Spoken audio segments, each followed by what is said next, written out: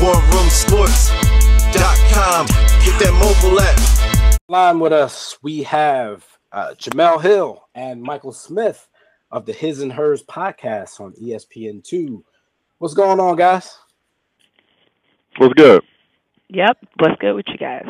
Nothing much. Glad to have you guys lovely. back in the war room just to talk about a few pressing issues in the world of sports.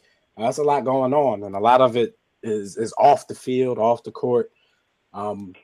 B. Austin, you want to get into that to that Ferguson / St. Louis Rams thing a little bit? Yeah, absolutely.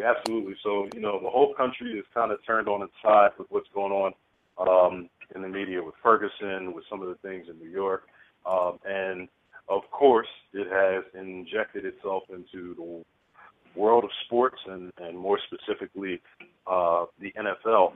The St. Louis Rams wide receivers core decided in a show of solidarity and support for not only Michael Brown and his family, but just the entire movement that we're seeing in the country, decided to come out during their announcements, walking onto the field with the hands up, don't shoot, going on. And I applauded it. I was loving it. What's your take on what they did in a time and place where we don't see athletes take a social stand very often? And then also, I'd love to hear your thoughts on kind of the country's mixed response. And, the St. Louis Police Department kind of got involved. Guys, what's your take?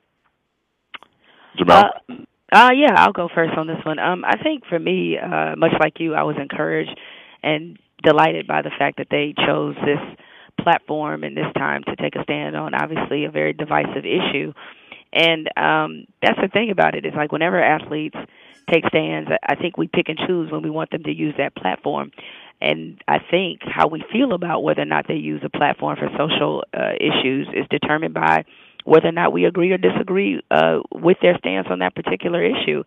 And this wasn't one of those easy, not so complicated issues that they could lend their voice to. This was something that a lot of people have been debating and discussing. Obviously, anything along racial lines is going to be viewed and seen differently.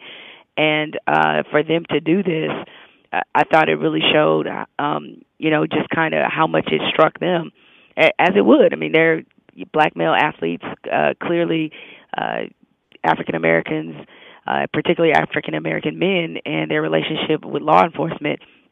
There's a lot of long-standing racial tension, a lot of long-standing racism, period. And so I was encouraged by what they did, very much so. And I thought the response to it from the St. Louis County Police was preposterous. And to me, if they're a community that's intent on healing, that was kind of some major evidence that maybe everybody isn't on that same page.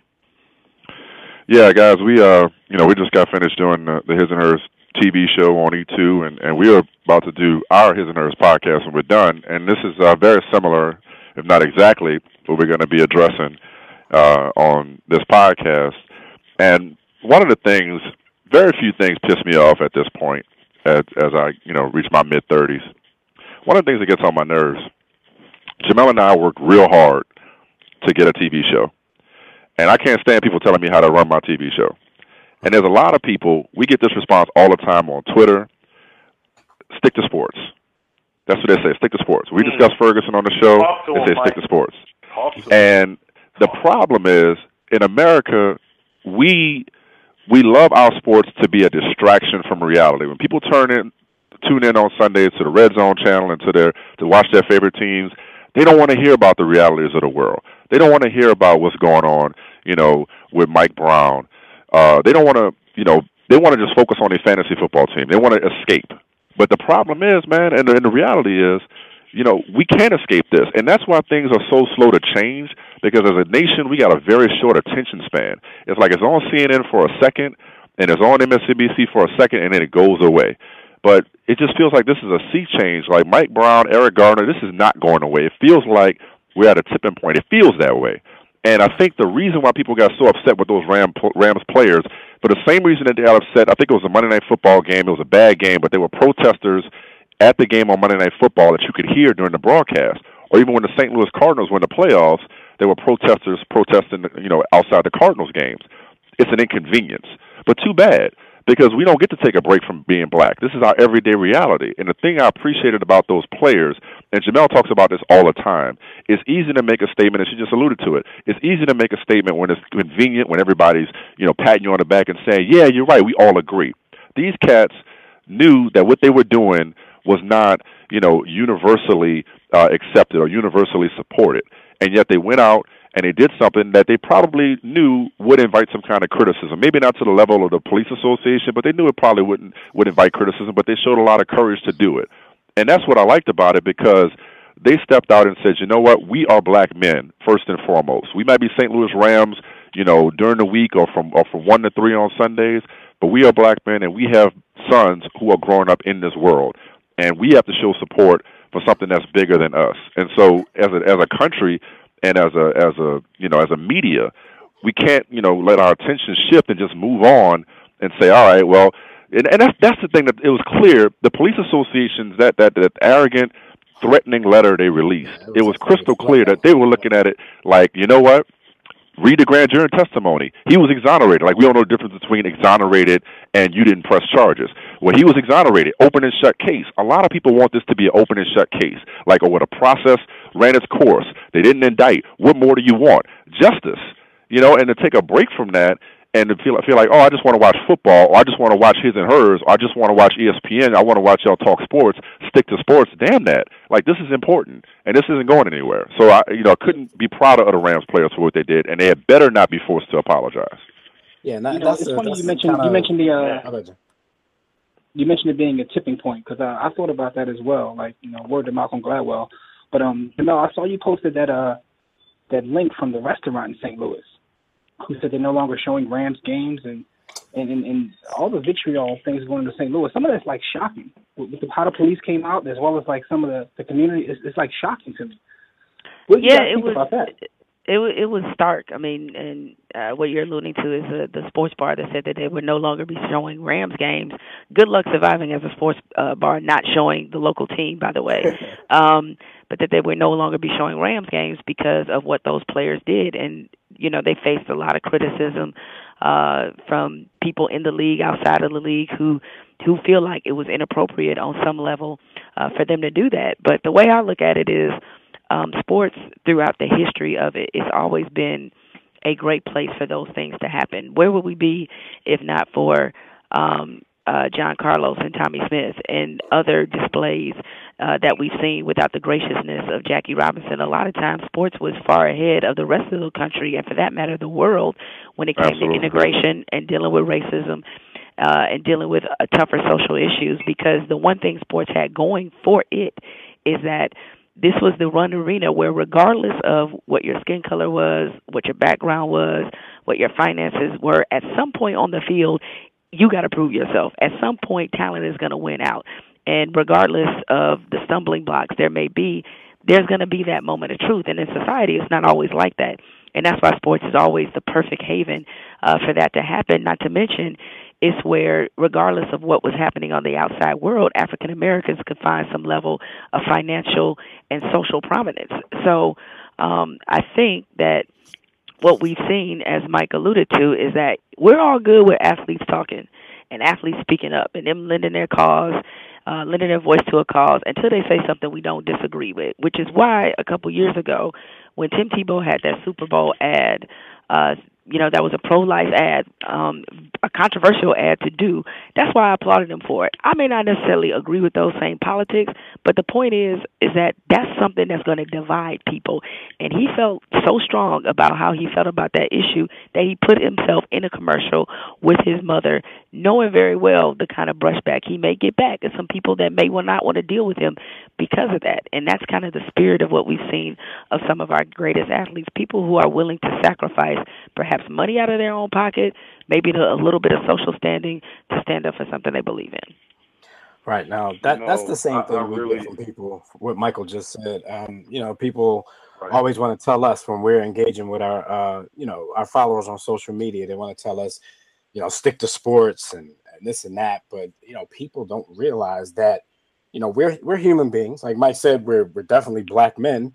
A lot of this stuff affects us too. And just because we do sports for a living, it doesn't mean that this stuff doesn't affect us. Doesn't mean that we don't want to talk about it. And whatever platform we have to talk about it, that's where where the conversation is going to take place. But people really don't like things interfering with their sports. It's crazy. Well, I it's funny because I I looked at all of this, and Michael, you brought up the point of it being a tipping point, and it feels that way to me as well. I think initially when the verdict was announced or read, I felt deep sadness. I felt hurt because I have two children. I got two children, and I'm thinking about the world they're growing up in, and I know you have kids as well. But now, as I look at kind of the movement that's behind this, I'm kind of getting excited. Like, I'm kind of happy that things are where they are, and I'm thinking that people such as yourselves and those athletes, those Rams players that took that stand, and let's be clear, taking a stand is when you put something on the line, when you're risking something. And I appreciated the fact that they are risking something. It's not about wearing a hoodie and throwing it up on social media. It's not about doing clever things that people will applaud for a second and it'll go away. They took a stand because there's a risk to them. So I feel as though we are at a tipping point. And where else, let's face it, even in 2014, what other medium or platform outside of sports and entertainment do black people have? Like, where else would they expect for this to come from outside of venues that have traditionally been ours, quote unquote? So, the expectation that this would just go quietly off into the night, I think is ludicrous. And we know that there are some divisive forces out there that even put pressure on you guys as members of the media to not mix social issues and sports. But, man, the world we live in. Well, but on the flip side, we have a responsibility and an obligation to do it, and we understand that. It's like Jemele, we both know what we signed up for, and you're going to have people. I mean, like I talked about the negative, but I mean, the response that we get and the support that we get when we do address these issues, either on social media or on ESPN2, is way more than the people who say stick to sports. Nobody cares what you think. This, that, and the other. And even the ones that say stick to sports or decide to call us racist or argue with us, the good news is they're still watching. And there's certain minds you're just not going to change. But we understand that, it would be more of a problem if we didn't address it than dealing with the backlash for addressing it. Like, we have to do it. Like, we have these platforms for a reason, and it's not just to talk about trivial things. And, neither one of us is acting like we are, single-handedly or joining forces to change the world every day from noon to 1 on ESPN2. By all means, no. But if enough voices continue to drive the conversation and continue to keep these things at the forefront, maybe there could be change. I'm also hopeful, too, in terms of the future, because we're living in a different time. I mean, social media has its, downside, but the upside is also far greater because you don't have to rely on the mainstream media that's more often than not controlled, if not all the time, controlled by the majority. Like, we can be our own media. Like, the amount of, the national moment of silence, everything that was coordinated through social media, and has been coordinated through social media, and the information that's being shared in real time has been amazing. Like, people around the country were able to watch not just the CNN and MSNBC and whatnot feeds of the protests in Ferguson in the immediate aftermath back in the summer. We were able to watch it on social media all night, often better feeds, and get the real information from the ground. So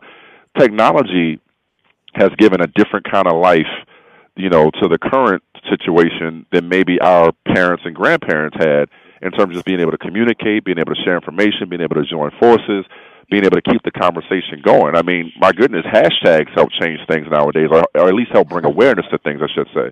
So it's I got kids too, man. I got sons and daughters. I don't know what to tell my son or how to explain it to him, but hopefully, a different explanation will be required the more things hopefully change for the better. There's reason for optimism, but look, going back to social media, when you see a brother get choked out and it's on video, and you hear him saying, "I can't breathe," and he's not indicted, and an officer's not indicted, at least. Like Jemele and I were talking about this the other night.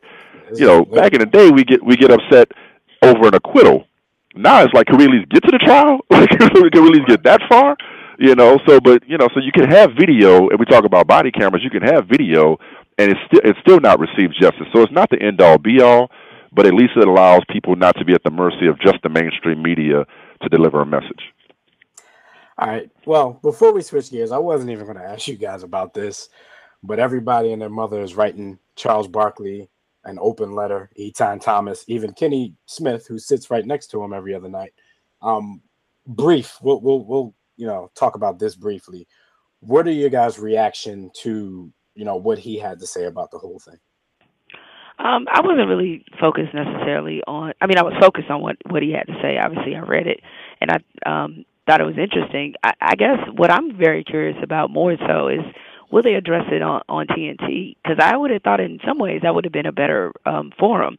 It just seemed kind of odd to write a letter to somebody that's your coworker. Could y'all not have talked about it maybe face to face? And I got the line when he said sometimes things get like lost in conversation. And nor am I saying that Kenny Smith was somehow inappropriate by addressing it this way. I thought he had some interesting points in there. And did I agree with what Charles Barkley had to say? No, I did not agree with what he had to say. That's his perspective, and he's allowed his right to his opinion. He's also allowed the right to be wrong. And Charles is my boy, and I tell him that to his face. So I just wondered. I just thought I was more concentrated on the oddness of the response, if anything. Right. Well, for me, I'm thinking Kenny probably did it this way. And it's going to sound like a diss, but it's not really a diss because I like both of those guys. But they aren't the most articulate brothers in the world. So maybe he figured the conversation on television might not go the way that they wanted to. That's just my thought. Well, you know how I read the letter. Okay, going back to what I said earlier. Basically, Kenny told Charles, stick to sports. That's basically what he was telling him. Exactly. He was like, stay in your lane, boss. That's basically what he told him. He tried to use the Obama and the Al Sharpton. He tried to use that analogy to basically tell him that, stick to sports. Yeah, I think that's the new wave now. So now when I disagree with B. Austin, I'm just going to write him an open letter as opposed to talking about it on the show. Right. Y'all going to have a lot of letters. People are surprised. I think people are surprised at the position Charles took with this, being that he's from Alabama, the time he grew up in, the things that he's faced in his life. But what I've shared in the conversations I've had about that letter was merely, don't think that because a black man comes through a storm that he doesn't adopt some of the feelings and beliefs of those that bumped him on the head and may have oppressed him. I mean, don't think.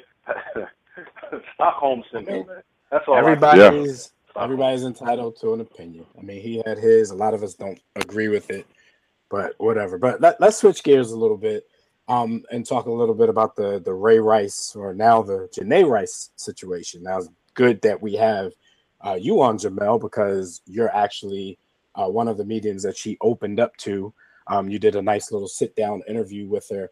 The first thing I want to know is, what was Jana Rice trying to accomplish, by having this sit down with you? Like, what was the point? What was she trying to tell us? Was it just that I'm letting you know that I'm behind, Ray 100%? Or was there something about that night that we were supposed to, like a light bulb was supposed to go off in our head and change some of our feelings? Because we actually had some people say that to us, like posting it, your interview on our page saying, see, this proves something, but we really didn't get what that person was trying to say. So what was the point of the whole thing? Well, I think for her, and much like with any celebrity or anybody of note that winds up on the wrong side of the headlines, there's going to come a point where you're just going to have to face the questions, face the media, face the public, so to speak.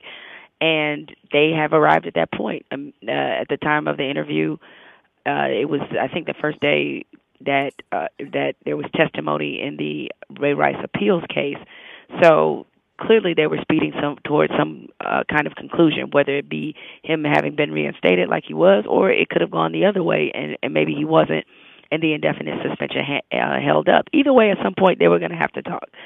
And so I think because the legal conclusion was nearing an end, that was part of the incentive.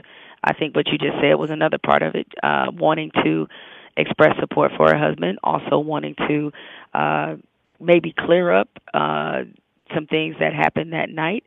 And I think it's up to probably the reader or viewer, depending on whether you read my interview with her or whether you watched the Matt Lauer interview.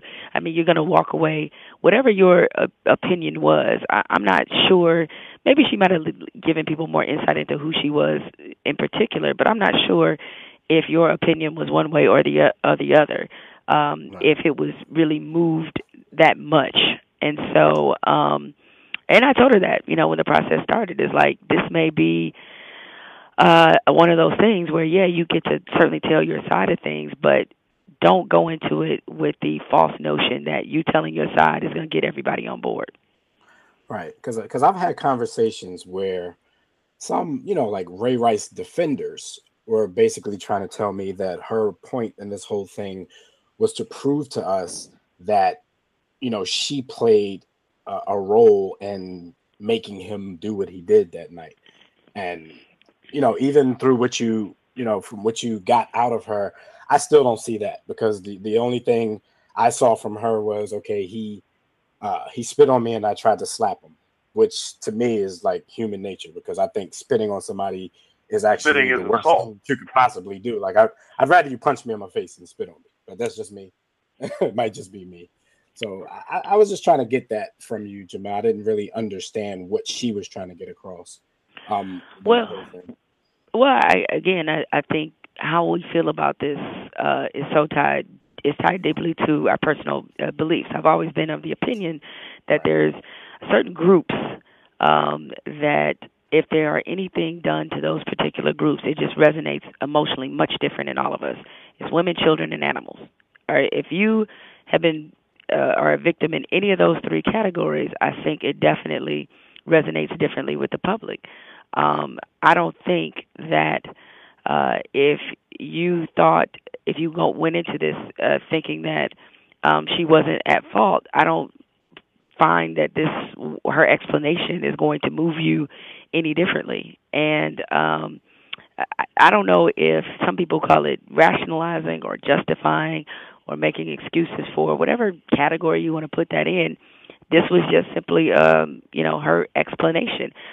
Like probably a lot of people, no, I don't find her at fault at all. And I did understand on some small level what she was apologizing for when I asked her whether or not why she felt like she should have apologized to Ray Rice at all, because privately she did. And her explanation was simply that she felt like the situation, how she handled herself was so out of character and how unlike she carries herself, that she felt like that was something that was worth an apology for. I can see that, and I can respect her, I guess, being a genteel woman and trying to, I guess, as a good book reads, a kind word in the face of rage turns that rage away. But some of the conversations we've had are very disheartening in our own communities, where people are justifying the fact that he whooped her ass. Like, there's just no way around it. Like, this is the mother of his children and his wife, and he whooped her ass. Like, man, that's great piece, great interview. But like you say, that's not going to change the fact. That's not going to change that film that we've seen. And it's probably not going to change many opinions. We're just a little bit more informed. Michael, what was your take on all of this? Well, I wasn't, the least bit surprised that Janae felt comfortable with my colleague to be able to open up and share what she did. So, I was happy that it turned out well. And I I respect Jemele enough to accept her representation on a lot of things, and she kept me in the loop, when the process was going on, and told me what she thought about her, and told me how impressive she was, and that certainly came through in the interview. I think it was more of a display of strength and weakness. I think a lot of people throughout this entire process, at various times, have tried to psychoanalyze her from afar, and tried to, lump her in with, with other domestic violence victims, and assume that she's, simply excusing her abuser or doing what victims typically do. You mentioned the Stockholm syndrome, and I think we have to step back, and instead of projecting our thoughts, feelings, experiences onto her life, simply realize that, look, she's the only one that has to walk in her shoes. She's the only person that has to deal with the situation, and how she chooses to do it, she doesn't need our collective judgment as much as she needs our collective support. We can think what we want about Ray Rice. Ultimately, his ultimate judge is God, his wife, his daughter, their family. And I thought the most powerful image was, both in terms of a still photograph and on a Today Show, was seeing her mother next to her talk about how she was raised. A lot of people could look at that and say that's bull, or they're full of it, or that's fine. Go ahead and judge. But ultimately, this is her husband. This is the man that she loves, that she's married to. And if she decides to forgive him, move on, maintain their marriage for whatever reason, I loved it that they said, hey, I don't need him for the money. That's great. So if you're in love with him, or you're in love with you want to continue your family, you want to stay together for their daughter, whatever the reason is, I think we got to respect it. We don't have to agree with it, but I think we have to respect it, as opposed to trying to, extrapolate and say, well, that just proves, on one extreme that she was at fault, which, as you said, is complete and utter bullshit, or on the other extreme, that she's a typical victim and she doesn't know any better. That's her decision. Respect it. If she chooses to move on, the least we could do is at least be neutral on it. You don't have to applaud it, but respect it. She's a grown woman. This is their marriage. We don't have to sleep with Ray Rice. We don't have to look their daughter in the face. That's on them. So it did a lot for me to hear from her. I think she's the most important voice in this entire situation. I don't care what Roger Goodell thinks at this point. I don't even need to hear from Ray Rice. There's not a whole lot Ray Rice can say. There's nothing he can say to make me change my mind about what he did. There's not a whole lot that he needs to say to make me change my mind about who he is as a person. I don't care. What I care most about is how does Janae think, what does Janae think of Ray Rice moving forward? And if she's comfortable, I'll support her. Cool. All right. So, and also just, before we move on to our final topic, the Ravens, of course, have released a statement saying that what she told Jemele and what she told Matt Lauer about the team basically giving her a script of what to say in a press conference, they're disputing what she actually told you guys. They put out a statement basically saying, after Ray informed the Ravens that Janae wanted also to speak at the event, I asked Ray on 2 different days if Ray wanted me to speak with Janae in advance of the press session. Both times Ray declined and said she's good. She knows what she wants to say. At no time prior to the May 23rd session did we provide talking points, a script, or suggested script to Janae, or speak with her about the press event. We did not recommend or suggest to Ray or Janae that she apologize in any way. That's from Senior Vice President of Public Relations, Kevin Byrne. So he's basically saying, she told you, Jemele, that the Ravens asked her to apologize for her role in that first press conference, and they're disputing that claim. So, we got some more drama in this whole situation. Can I just jump in and say one thing real quick? Yeah. I don't know who or what to believe at this point, but I think if you're going to measure credibility, Janae's probably got more than the Ravens at this point, no? Yeah. Well, and not to mention, they certainly weren't shy about tweeting out that she apologized, because if they really were, that tweet was so tone deaf. That's why they just lost all credibility with me. I mean, you're live tweeting that kind of press conference, number one, and then you're going to make sure you live tweet that she apologized for her role in this. So, I mean, I guess it is what it is. They have differing interpretations of who was told what and when, but certainly I think the Ravens can at least admit that from the time this happened, their entire mission was to try to repair and rehabilitate Ray Rice's image as quickly as possible so he can get back on the football field. Okay, so last thing, because we don't want to keep you guys all day. We know you you got things to do. Let's talk a little bit about the Adrian Peterson situation. We're going to stay in the NFL with more NFL off the field stuff. As we know, Adrian Peterson's appeal hearings have been going on this week. Jemele, what are your thoughts on these hearings? Like, do you think he should be reinstated, and do you think he will be reinstated prior to the end of this season? Much like Ray Rice, I thought they both deserved a opportunity to play in the NFL. The truth of the matter is that there have been plenty of players who have not been model citizens, who have been convicted of crimes, who have resumed an NFL career. Michael Vick, Dante Stallworth, Josh Brent now with the Cowboys. So as much as anybody may disagree or be abhorred by some of the things that they've been accused of or in that matter have been proven to have done, I don't think that should necessarily cost them their opportunity, provided, of course, they still, much like any job, they're still able to contribute and produce. Now, there are reports that Adrian Peterson, or that the judge in that particular case has encouraged both the NFL and Adrian Peterson's advisors to come up with some kind of settlement.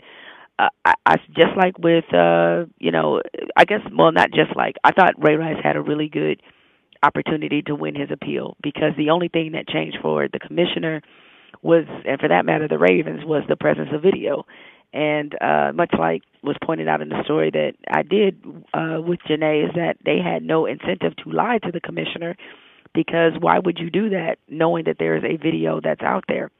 Well, Adrian Peterson is a little bit different. They seem to be hinging their case on the fact that Troy Vincent has told them that, or told Adrian Peterson at some point that he would be getting credit for time served. Being that good luck with that. Yeah, exactly. Being that he had missed, 9 or 10 weeks, right? Yeah, and I'm sorry, I don't know if Troy Vincent meets the threshold of NFL brass that if he tells you that you automatically are to believe and extrapolate that means Roger Goodell, that's his intention as well. Okay, fine. So my expectation is that this will pretty much, as it has been so far, a lost year for Adrian Peterson. I think he actually will be back with the Vikings, because we got to remember through all of this, through as much as we want to talk about the social impact of domestic violence, about how you raise your children and how you discipline your children, the NFL is still a bottom line, talent-based, production-based business. And at the end of the day, that's what matters. All right. Hey, Mike, I heard you guys probably about a week ago talking about this situation with Mike and Mike. Well, it was just one Mike, because I think Gola wasn't there that day. We get a lot of this. We get people basically telling us, well, he served. He sat home for such amount of games, and he got paid at the same time. So a lot of people are trying to say, you got to pay vacation, so you shouldn't be complaining about it.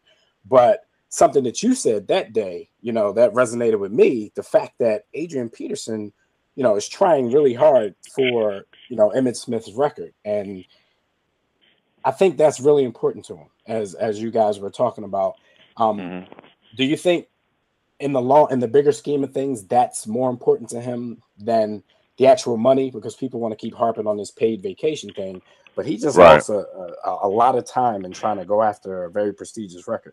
What's your thought on that? I'm gonna go out on the limb, because it's not my money, but because I don't, he does have a lot of children. I'm sure he's got a lot of expenses, but so I don't want to make any assumptions. But along those lines, I would guess if you asked Adrian Peterson, would you rather pay the salary in a fine and play and have those 9 games or this season back, or would you rather get paid and miss the season the way he has? I'm pretty close to guaranteeing he'd take the games and give up the money. Because, if you look at the way this guy has worked over the course of his career, how important football has been to him, how rigorously he rehabbed from the ACL to come back and win MVP, I think playing football in general and playing at a high level, an all-time level, was most important to him. So, yeah, I did think that the number of games that he missed initially was sufficient. I thought he should have gotten credit for it, and they should have just maybe took some money back and let him play. Because it just felt like this was more of a statement by the commissioner than a necessity, because eventually, to Jamele's point, he's going to be reinstated. They're not going to keep him out of the league forever. So once he's reinstated, he still will have committed the act that he did toward his 4-year-old son. People still will view him a certain way.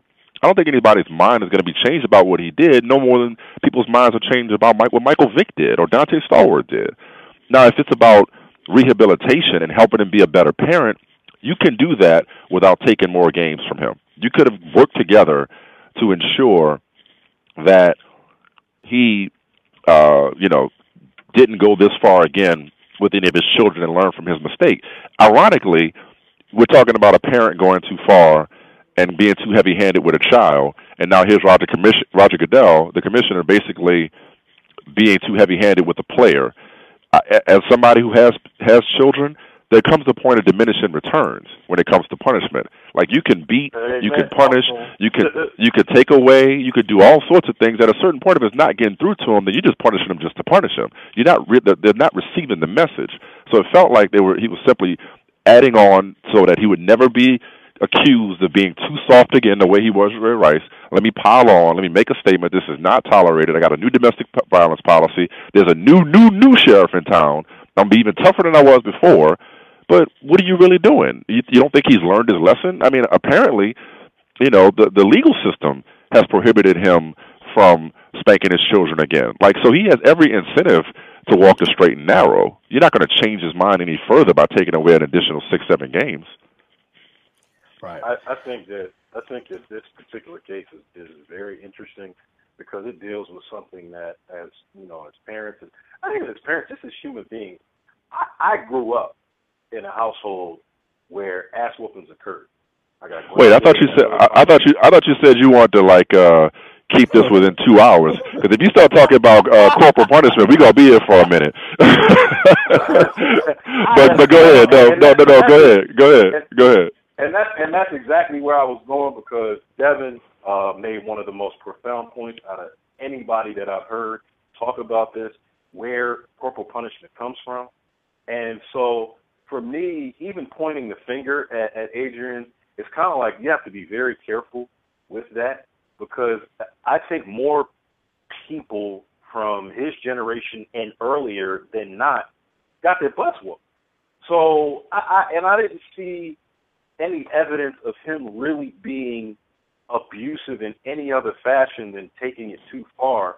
So I kind of felt like there could be a little bit of hypocrisy in what Goodell was doing, because Goodell, we don't know your background, but you trying to tell me you didn't get spanked? Really? We all got spanked. That was kind of my take on it. I'm gonna lay out on that and be quiet, because I could talk for the next 50 minutes about that, as Jemele knows. but well said. Let's just say that. Well said. All right. So yeah, I mean, it's a lot of things going on in sports that that just isn't happening within the games. And we talked about it earlier. For everybody out there who's going to tell us after you listen to this to stick to sports, and sports is just a part of real life. And what Jimmy always says, sports is a microcosm of real life. So, things are going to, seep its way into sports. And we just want to thank you guys again for having these conversations with us, and taking the time out to do so. Let everybody know before we get you out of here, how they can listen to the podcast, where they can watch the show again. Do your commercial. Jay? Well, yeah, it's pretty simple. We're on noon weekdays on ESPN2. Finally got the show changed, so now we're all the name of the show changed, so now it's all one brand, so it's the His and Hers TV show and the His and Hers podcast, which I guess what's the disclaimer, Mike, when we do one, it's twice a week. Yeah, right. Most weeks we try to make sure it's twice a week, which you can download on ESPN.com backslash ESPN. What is it? ESPN.com. ESPN.com/Pod Center. That's Pod Center. That's what it is. All right. You would think I've said that 1,000 times. I would remember it. So at any rate, there's plenty of ways to find us, and obviously Mike and I are both on Twitter under our real names. Yes, he is under Michael Smith. he owns the name on Twitter, despite the fact this world is populated with 7,000 or 7 million Michael Smith. There's only one that's verified. It's that one. And of course, you can find us also on Instagram. Hey, Mike, look, he's a heavyweight around here. Y'all just don't know. Yeah. I was like, how did you find that? It's like somebody was just squatting on it. Somebody was squatting on it. Like somebody was squatting on Michael Smith, and we just called Twitter and was like, hey, can we have it? And it was like, yeah, and that was it.